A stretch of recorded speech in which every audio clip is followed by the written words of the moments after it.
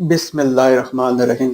معزز خواتین و حضرات، آپ کا ٹرو پیشن اسلام میں خوش آمدید کہتے ہیں اور حاضر ہیں ایک ویڈیو کے ساتھ۔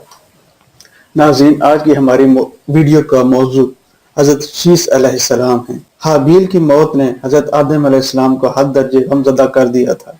ان حالات میں اللہ تعالیٰ نے ایک فرزند عطا فرمایا، آپ نے اس کا نام شیث رکھا۔ حضرت شیث علیہ السلام کا ذکر قرآن مجید میں نہیں آتا، تفاسیر میں ذکر ملتا ہے۔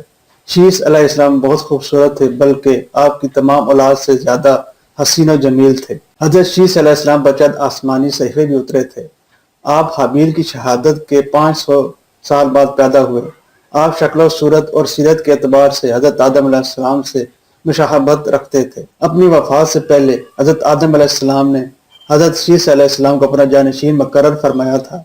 شیث علیہ السلام حضرت آدم علیہ السلام سے جنت کا ذکر سنتے رہتے۔ آپ کے زمانے میں لوگ دو گروہ میں بٹ گئے تھے۔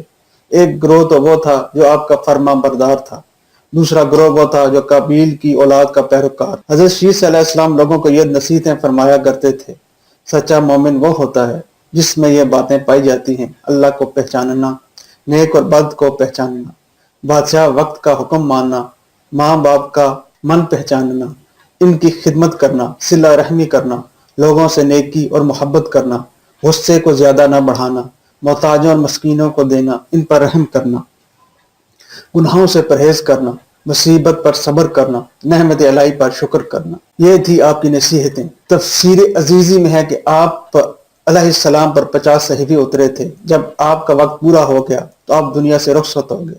بعض کتابوں میں ہے کہ آپ کی عمر 912 سال تھی۔ امید ہے ناظرین آپ کو یہ ہماری ویڈیو پسند آئے گی۔ اس چینل کو سبسکرائب کریں، ویڈیو کو لائک کریں اور شیئر کریں۔ شکریہ۔